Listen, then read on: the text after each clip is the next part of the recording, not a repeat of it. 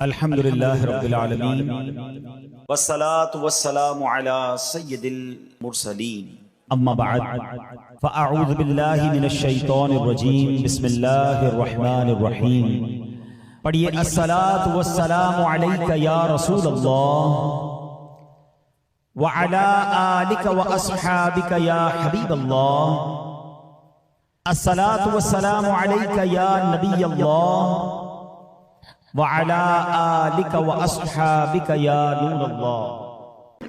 درود پاک کے بے شمار فضائل و برکات ہیں۔ القول البدی میں ہے حضرت ابو عباس احمد بن منصور رحمت اللہ تعالی علیہ کو انتقال کے بعد کسی نے خواب میں دیکھا کہ وہ سر پر موتیوں کا تاج سجائے، جنتی لباس میں ملبوس، شیراز کی جامع مسجد کے محراب میں کھڑے ہیں۔ خواب دیکھنے والے نے عرض کی ما فعل اللہ بکا، یعنی اللہ پاک نے آپ کے ساتھ کیا معاملہ فرمایا؟ تو فرمایا کہ میں کثرت سے درود شریف پڑھا کرتا تھا، یہی عمل کام آ گیا، اللہ پاک نے میری مغفرت فرما دی اور مجھے تاج پہنا کر جنت میں داخل کر دیا۔ کیا بات ہے درود پاک کی! آپ یقین کریں، اگر میں آپ سے یہ کہوں کہ زندگی میں ایک مسلمان ہونے کی حیثیت سے اگر آپ اپنی خواہشات، اپنی ڈیزائرز کیا کیا ہیں لکھیں ذرا، کہ مجھے دنیا میں کیا چاہیے، مجھے مرتے وقت کیا چاہیے، قبر میں کیا چاہیے، مرنے کے بعد محشر کے دن میں کیا چاہتا ہوں، کبھی اکیلے بیٹھے نا تو لکھیے گا، ٹھیک ہے؟ اور اب میں آپ کو بہت ساری حدیثوں کا کچھ نچوڑ پیش کرنے جا رہا ہوں، سنتے جائیے اور سبحان اللہ بھی کہتے جائیے۔ اگر آپ روزی میں برکت چاہتے ہیں تو درود پاک پڑھیے، اگر آپ بیماری سے شفا چاہتے ہیں تو درود پاک پڑھیے، اگر آپ ذلت و رسوائی سے بچنا چاہتے ہیں تو درود پاک پڑھیے، اگر آپ عزت میں اضافہ چاہتے ہیں تو درود پاک پڑھیے، آپ مصیبتوں اور پریشانیوں سے بچنا چاہتے ہیں تو درود پاک پڑھیے، مرتے وقت کلمہ پڑھنا چاہتے ہیں تو درود پاک پڑھیے، مرتے وقت آقا کا دیدار کرنا چاہتے ہیں تو درود پاک پڑھیے، آپ یہ چاہتے ہیں کہ آقا اپنے مبارک ہاتھوں سے قبر میں اتارے تو درود پاک پڑھیے، اپنی قبر کو نور مصطفیٰ سے جگمگانا چاہتے ہیں تو درود پاک پڑھیے، قیامت کے دن نبی پاک کے پرچم تلے اٹھنا چاہتے ہیں تو درود پاک پڑھیے، آقا کے ہاتھوں جام کوثر پینا چاہتے ہیں تو درود پاک پڑھیے، اور سنیے آقا کے ساتھ جنت میں جانا چاہتے ہیں تو درود پاک پڑھیے، مدینے جانا چاہتے ہیں، بار بار جانا چاہتے ہیں تو درود پاک پڑھیے، اور زندگی میں دیدار مصطفیٰ کرنا چاہتے ہیں تو درود پاک پڑھیے۔ کچھ باقی رہ گیا ہے؟ اللہ اکبر یا رسول اللہ، مجھے بتائیے اور کچھ باقی رہ گیا ہے؟ ایک مسلمان ہونے کی حیثیت سے what ever I need in دنیا اور ان ہیئر آفٹر، دنیا اور آخرت میں جو کچھ چاہیے، روزی برکت والی، زندگی عزت والی، پریشانیاں دور ہو جائیں، بیماریاں دور ہو جائیں، ذلت اور رسوائی سے بچا رہوں، ایمان والی موت ملے، جب تک زندہ رہوں مدینے آتا جاتا رہوں، آقا کی دید کرتا رہوں، آقا جنت میں ساتھ لے جائیں۔ اب کچھ باقی بچتا ہے؟ اب یقین کریں میں نے اپنی طرف سے نہیں بتایا، یہ جن کا کچھ مطالعہ ہے تو ان کو یاد آ رہا ہوگا کہ اس ہر جملے کے پیچھے کوئی نہ کوئی ایک روایت یا کوئی نہ کوئی حدیث موجود ہے، یعنی یہ سارے انعامات دنیا کے، قبر کے، حشر کے، یہ سارے انعامات نبی پاک نے درود پاک کی فضیلت میں بیان فرما دیے ہیں۔ یہ ایسے ہی شاعر نے نہیں کہا کہ ہر درد کی دوا ہے صلی علی محمد، تعویذ ہر بلا ہے صلی علی محمد صلی اللہ علیہ وسلم۔ پھر کیوں نہیں پڑھتے؟ یعنی اتنے سارے مسئلے حل ہو جائیں ایک ہی وظیفے سے۔ لوگ پوچھتے رہتے ہیں کوئی وظیفہ بتا دیں، روزی میں برکت کا بتا دیں، پریشانی دور ہو جائے بتا دیں، مدینے کا کوئی وظیفہ بتا دیں، اور یہ سارے وظیفے درود پاک میں چھپے ہوئے ہیں۔ پکڑ لو نا درود پاک، پھر دیکھیں اس کی کیسی برکتیں آپ زندگی میں دیکھیں گے، آپ کا چہرہ شاش بشاش ہو جائے گا، آپ کی طبیعت فریش ہو جائے گی، آپ کو مزے کو مزہ آ جائے گا۔ بس درود پاک کی کثرت پڑھتے رہا کریں، پڑھتے رہا کریں، انشاءاللہ برکتیں ہی برکتیں۔ میں بھی نیت کروں، آپ بھی نیت کریں۔ ایک اور خوبصورت بات بتاؤں، جو بڑی خوبصورت آیت ہے، میں سمجھتا ہوں شاید دنیا بھر کے عاشقان رسول کو یہ کم از کم آیت تو سب کو یاد ہوگی۔ کون سی آیت؟ ان اللہ وملائکتہ یصلون علی النبی یا ایھا الذین آمنوا صلوا علیہ وسلموا تسلیما۔ مل کر درود پاک، اللہم صل علی سیدنا و مولانا محمد طب القلوب ودوائها وعافية الأبدان وشفائها ونور الأبصار وضيائها وعلى آله وصحبه وبارك وسلم. اب یہ جو آیت درود ہے نا شعبان کے مہینے میں نازل ہوئی ہے، تو چلو نیت کر لیں انشاءاللہ اب سے روزانہ کثرت سے درود پاک پڑھیں گے انشاءاللہ. آئیے مل کر محبت کے ساتھ ایک بار پھر درود پاک صلو علی الحبیب صلی اللہ تعالی علی محمد صلی اللہ علیہ وسلم. مشہور صحابی حضرت ابو ہریرہ رضی اللہ تعالیٰ عنہ فرماتے ہیں کہ ایک مرتبہ میں رسول اکرم نور مجسم صلی اللہ تعالی علیہ وآلہ وسلم کی اقتداء میں نماز عشاء پڑھ کر واپس جا رہا تھا. میں نے دیکھا کہ ایک عورت اپنے آپ کو پوری طرح ڈھانپ کر سڑک کے ایک کنارے پر کھڑی ہے اور اس نے مجھے پکارا کہ اے ابو ہریرہ ذرا میری بات سنو. آپ کہتے ہیں میں قریب گیا، میں خلاصہ عرض کر رہا ہوں. تو اس عورت نے کہا کہ مجھ سے بہت بڑا گناہ ہو گیا ہے، کیا میری توبہ قبول ہوگی؟ حضرت ابو ہریرہ نے اس سے سوال کیا کہ کیا گناہ ہو گیا؟ اس نے گناہ کی تفصیل بتائی، کافی بڑا گناہ تھا. آپ نے کہا کہ تو ہلاک ہو گئی اور تو نے دوسروں کو بھی ہلاکت میں ڈال دیا، اتنا بڑا گناہ کیا، اب تم توبہ کی امید رکھتی ہو؟ اللہ پاک کی قسم تیری توبہ قبول نہیں ہوگی. جب آپ نے یہ کہا تو وہ عورت خوف خدا سے کانپنے لگی اور اتنا زور سے کانپی کہ کانپتے کانپتے وہ بے ہوش ہو گئی. آپ نبی پاک کی بارگاہ میں آ گئے. اب آپ کو خیال آیا کہ یار میں نے اس کو کہہ تو دیا مگر میں نے اللہ کے نبی صلی اللہ علیہ وسلم سے مشورہ تو نہیں کیا، پیارے آقا سے پوچھا تو نہیں. اب آپ نبی پاک علیہ السلام کی بارگاہ میں آئے اور آقا سے عرض کی کہ حضور ایسا ایسا ہوا اور ایک عورت مجھے ملی اور اس نے مجھے اپنا گناہ بتایا. میں نے کہا اتنا بڑا گناہ، اب تیری توبہ قبول نہیں ہوگی. اللہ اکبر. جب نبی رحمت شفیع امت صلی اللہ تعالی علیہ وسلم نے یہ بات سنی تو فرمایا انا للہ و انا الیہ راجعون. اے ابو ہریرہ تو خود بھی ہلاک ہوا اور تم نے اس عورت کو بھی ہلاکت میں ڈالا، کیا تمہیں اللہ پاک کا یہ فرمان یاد نہیں؟ پھر نبی پاک علیہ السلام نے قرآن مجید فرقان حمید کی یہ آیت تلاوت کی. ذرا غور سے تلاوت سنیے گا. اللہ کریم ارشاد فرماتا ہے بسم اللہ الرحمن الرحیم الا من تاب وآمن وعمل عملا صالحا فأولئك يبدل الله سيئاتهم حسنات وكان الله غفورا رحيما. ترجمہ کنز العرفان. مگر جو توبہ کرے اور ایمان لائے اور اچھا کام کرے تو ایسوں کی برائیوں کو اللہ نیکیوں سے بدل دے گا اور اللہ بخشنے والا مہربان ہے. حضرت ابو ہریرہ نے جب یہ آیت کریمہ سنی اور پیارے آقا علیہ السلام کا یہ فرمان سنا تو آپ کو احساس ہوا کہ میں نے غلط مسئلہ بیان کر دیا ہے. آپ پر یہ احساس اتنا غالب ہو گیا کہ آپ مدینہ منورہ کی اب گلیوں میں آواز لگانے لگے.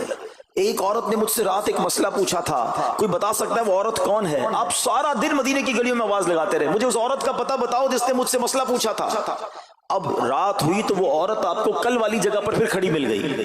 آپ فوراً اس عورت کے پاس پہنچے، اسے نبی پاک کا فرمان سنایا اور کہا تمہیں مبارک ہو، اگر تم توبہ کرو گی تو اللہ تمہاری توبہ قبول فرما لے گا. اب یہ عورت اتنی خوش ہوئی کہ مارے خوشی کے کہتی ہے کہ میرا ایک باغ ہے، میں نے اپنے گناہ کے کفارے میں وہ باغ راہ خدا میں صدقہ کر رہی ہوں. یہ پورا باغ ہے ابو ہریرہ میں اللہ کی راہ میں صدقہ کرتی ہوں. اللہ اکبر. اے میرے پیارے اسلامی بھائیوں، اس ایک واقعے میں ہمارے لیے بہت کچھ ہے. پہلے تھوڑا سا تربیت کے مدنی پھول ذرا سمجھیے کہ اتنی بڑی ہستی ہے سیدنا ابو ہریرہ رضی اللہ تعالیٰ، لیکن جیسے انہیں پتا چلا کہ میں نے یہ مسئلہ تو بیان کر دیا ہے مگر نبی پاک علیہ السلام سے پہلے اس کا حکم تو پوچھ لیتا. یہ ہمیں کیا درس دے رہا ہے کہ بغیر علم کے اپنی طرف سے شرعی مسئلہ بیان نہیں کرنا چاہیے. جو بغیر علم کے دینی مسئلے بتاتا ہے وہ خود بھی ہلاک ہوتا ہے اور دوسروں کو بھی ہلاکت میں ڈالتا ہے. ہاں میں بتاتا ہوں نا اس کا مسئلے کا حل کیا، حالانکہ خود کہیں پڑھا نہیں ہوتا.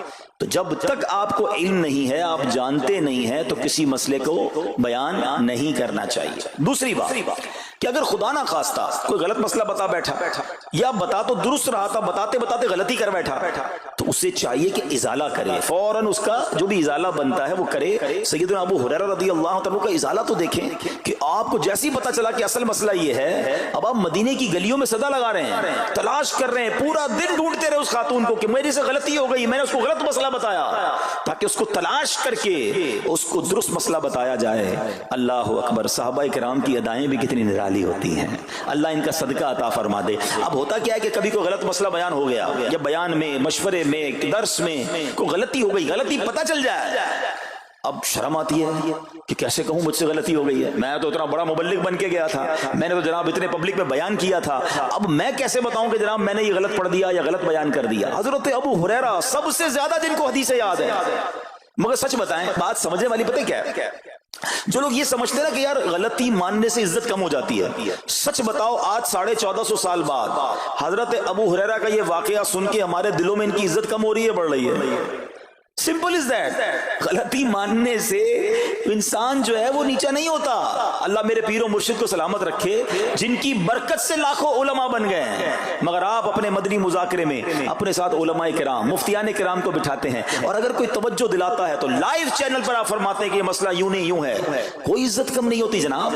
تو سبحان اللہ، دو باتیں سیکھنے کو ملی کہ پہلے بتانا ہی نہیں ہے، اگر نہیں آتا تو اپنی بڑائی مارنے کے لیے بندہ کہتے مجھے نہیں معلوم، واللہ عالم میں نہیں جانتا، اور اگر آپ کو لگتا ہے میں صحیح بتا رہا ہوں اور پھر بعد میں کوئی توجہ دلا دے کہ آپ نے غلطی کی ہے تو پھر اس کو بالکل مانے بھی اور اس کا ازالہ کریں۔ اچھا، اب علماء کرام نے بڑے پیارے طریقے بتائے۔ پہلے تو ظاہر یہ تھا کہ بھئی پبلک میں بیان کیا تو پبلک میں جا کر یا گلیوں میں جا کر آپ نے اعلان کیا، اب تو سوشل میڈیا کا زمانہ ہے، کچھ ویڈیو بنا کے ڈال رہے ہوتے ہیں، انسٹاگرام تو ٹویٹر تو پتہ نہیں کیا کیا چیزیں، موبائل فون، فیس بک، یوٹیوب، تو اب غلط غلط مسئلے لوگ شیئر کر رہے ہیں۔ ایک یہ بڑا مسئلہ پتہ کیا ہو گیا، ہمارے موبائل پہ جیسے ہی کوئی ویڈیو کلپ آیا، کسی کا بھی آیا یا کوئی پوسٹ آ گئی، کوئی فضیلت ہی آ گئی، نہ چیک کرنا ہے نہ کچھ کرنا ہے، اس کو فوراً فارورڈ کر دینا ہے۔ حالانکہ اس میں بعض اوقات غلط مسئلے ہوتے ہیں، بعض اوقات غلط حدیثیں ہوتی ہیں، ہمیں پتہ ہی نہیں ہوتا، ہم سمجھتے ہیں آگے شیئر کر دیں۔ اچھا، شیئر کرنے والوں کا بھی بڑا مسئلہ ہے، اگر کوئی وظیفہ، کوئی نفل، کوئی بھی چیز ہے، خود پڑھنی نہیں ہے، آگے 100 لوگوں کو بھیج دینی ہے، پہلے خود تو پڑھو۔ اچھا، خود بھی پڑھنے سے پہلے کہاں چیک کروایا؟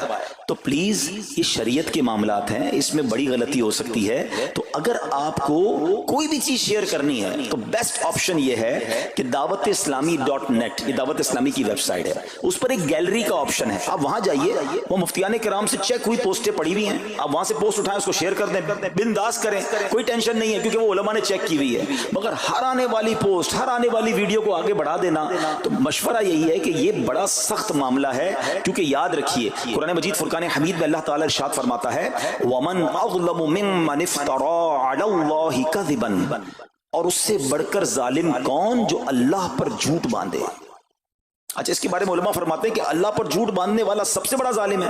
جب ہم کسی کو دینی مسئلہ بتاتے تو اس کا مطلب کیا ہوتا ہے کہ اللہ نے فرمایا یا اللہ کے حبیب علیہ السلام نے فرمایا، اس کا مطلب اگر ایسا نہیں ہے تو یہ اللہ پر جھوٹ باندھنا ہو گیا نا۔ ہم نے تو کہا مجھے تو پتہ نہیں تھا، کسی نے پوسٹ بھیجی تھی، کسی نے بتایا تھا، اچھا میں نے کہیں سنا تھا۔ اب کئی لوگوں کی تو عادت پتہ کیا ہے، ان کے ساتھ بیٹھو نا تھوڑی دیر بعد کہیں گے اللہ یہ فرماتا ہے، اللہ نے قرآن میں یہ فرمایا، پوچھو کدھر فرمایا، بولے یہ نہیں پتا، اللہ قرآن میں یہ کہتا ہے۔ کہاں کہتا ہے بتاؤ نا، آیت دکھاؤ، اللہ نے فرمایا یہ کرنا چاہیے، کہاں فرمایا؟ اپنی طرف سے۔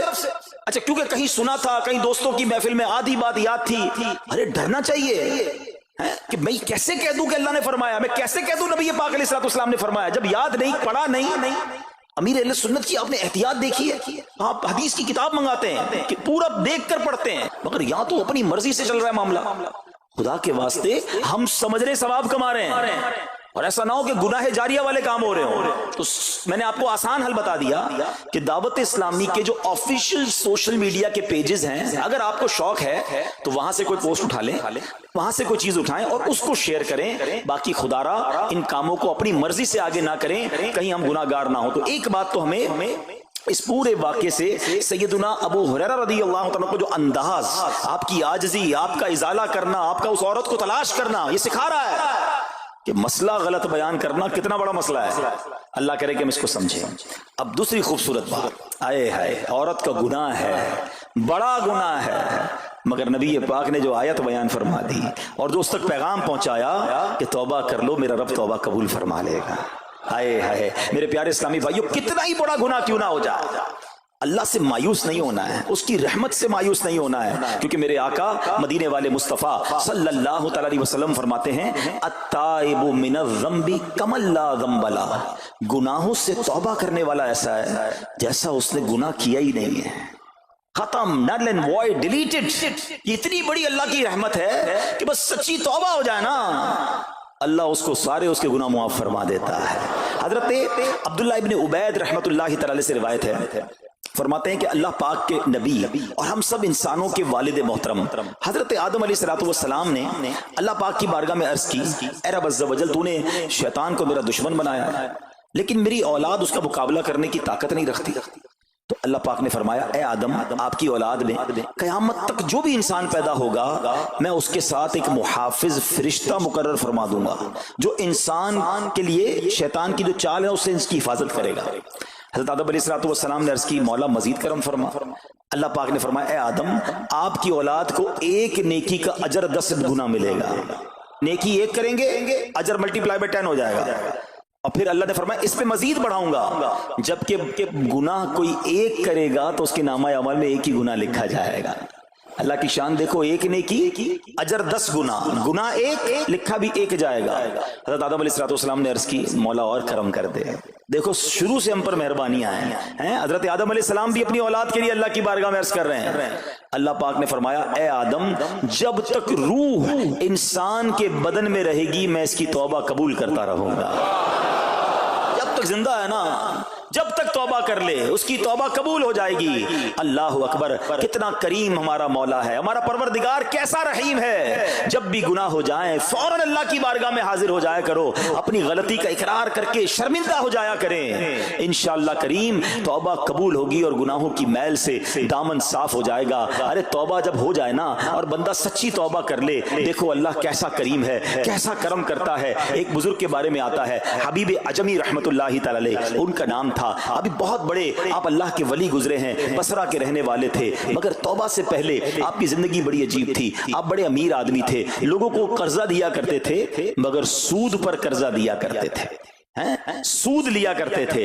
حال ایسا تھا کہ جب کسی سے سود لینے جاتے تھے یا قرضہ لینے جاتے تھے، وہ پیسہ نہ دیتا، لیٹ ہو جاتا تو اس سے جرمانہ وصول کر لیا کرتے تھے۔ ایک مرتبہ ایک مقروض کے دروازے پر گئے، وہ مقروض تو گھر پہ نہیں تھا، اس کی بیوی تھی، تو کہا میرا شوہر تو آج گھر پر نہیں ہے، نہ ہی میرے پاس رقم ہے کہ آپ کو دوں۔ آپ نے کہا مجھے تو چاہیے، کچھ نہ کچھ تو جرمانہ دینا ہوگا۔ تو اس نے کہا ہم نے ایک بکری ذبح کی ہے، گوشت تو سارا بانٹ دیا، کھا لیا، اس کا سر موجود ہے، آپ نے کہا یہی دے دو۔ سود میں پیسے نہیں ملے تو بکری کا سر لے آیا۔ اچھا اب جب بکری کا سر لے کر آئے تو اپنی زوجہ کو کہا کہ پکاؤ اس کو، تو زوجہ بولی گھر میں نہ لکڑیاں ہیں نہ دوسرا راشن ہے۔ چنانچہ اب لکڑیاں اور دوسرا راشن وغیرہ بھی دیگر مقروضوں کے گھر گئے اور وہاں سے سود میں کسی سے لکڑیاں پکڑ لی، کسی سے دوسرا راشن مسالہ وغیرہ چیزیں پکڑ لی، وہ بھی لے آئے، کہا لو پکاؤ۔ اب زوجہ نے ہانڈی بنائی، ابھی کھانا تیار ہو رہا تھا کہ اتنے میں ایک بھکاری آ گیا۔ حضرت حبیب عجمی نے اس وقت تو توبہ نہیں کی تھی، اس بھکاری کو بھی باتیں سنا کر نکال دیا، گھر سے نکال دیا۔ اب کھانا تیار ہو گیا، کھانے کے لیے بیٹھے، مگر جیسے ہی زوجہ نے ہانڈی کا ڈھکن اٹھایا نا تو وہ سالن جو تھا بکری کے سر کی بجائے پورا سالن خون سے بھرا ہوا تھا۔ زوجہ نے پکار کر کہا کہ دیکھو تمہارے اعمال کا نتیجہ، تمہاری کنجوسی کا نتیجہ، پوری ہانڈی خون سے بھری ہوئی ہے، سود کا مال تھا نا۔ اب ہانڈی کا جو خون میں بدل جانا آپ کے دل پر بڑی تنبیہ ہوئی، بڑا اثر ہوا کہ یہ میں کیا کر رہا ہوں، میں کون سی روزی کما رہا ہوں۔ اللہ سے جنگ ہے نا سود کا کام کرنے والا، وہ تمام لوگ سوچیں جو سود کا کام کرتے ہیں۔ اب جب آپ کے دل پہ چوٹ لگی تو آپ نے اب توبہ کرنے کا ارادہ کیا کہ بہت ہو گیا، اللہ کو بڑا ناراض کر لیا۔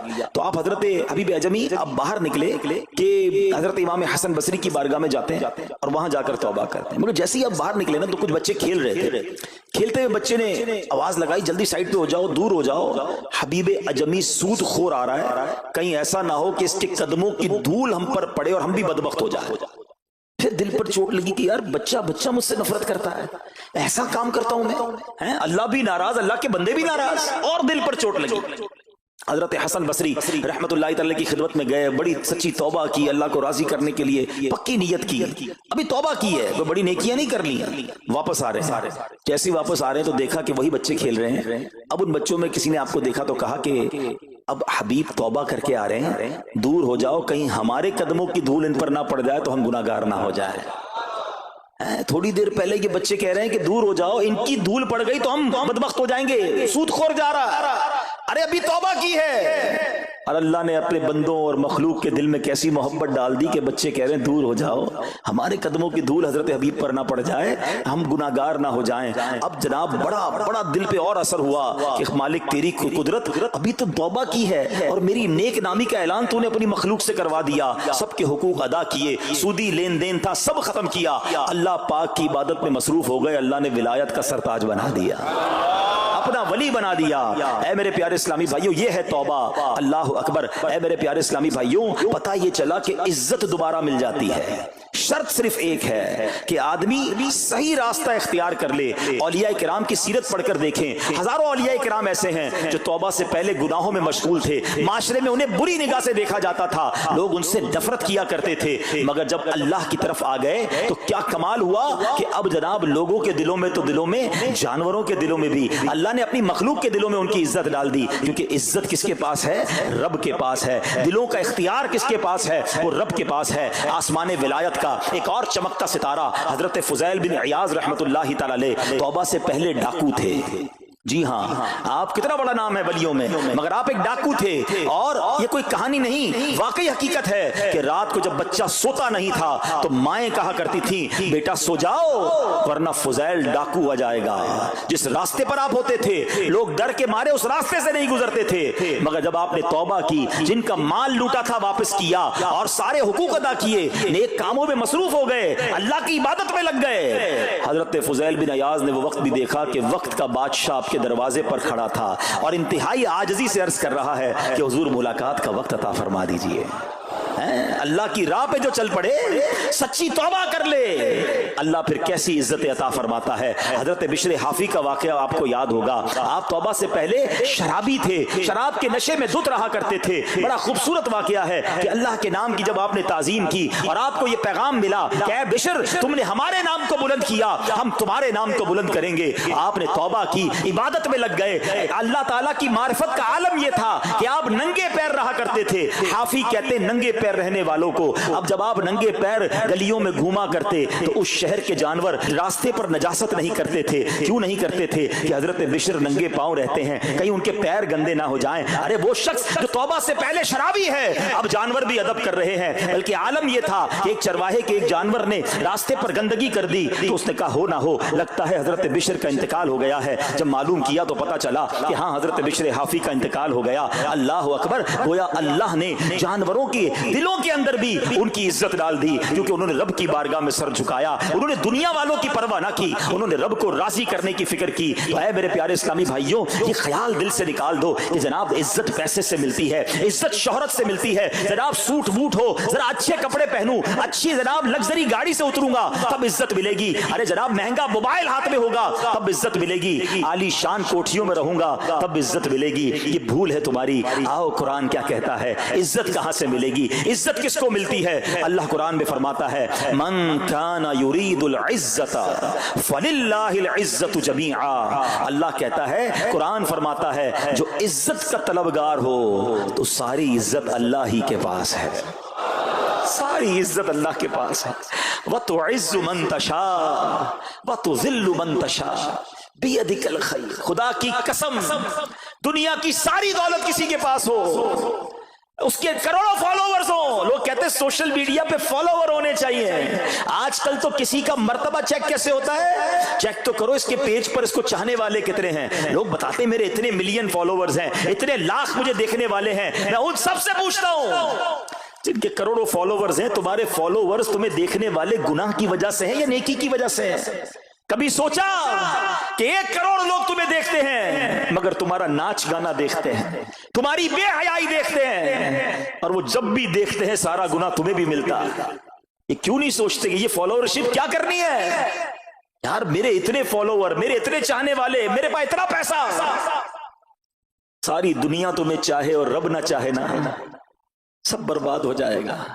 हाँ, जब रब ने चाहना है जलील और ख्वार हो जाता है इंसान, और रब ने जिसके मुकद्दर में इज्जत लिखी है ना, उसे ऐसा उरूज अता फरमाता है। बताओ ना कौन सा यूट्यूब, कौन सा फेसबुक था ख्वाजा गरीब नवाज के जमाने में? लोग कहते इतने मिलियन फॉलोवर। मैं बताता हूं दुनिया का कौन सा मुसलमान है जो मेरे ख्वाजा गरीब नवाज को फॉलो नहीं करता?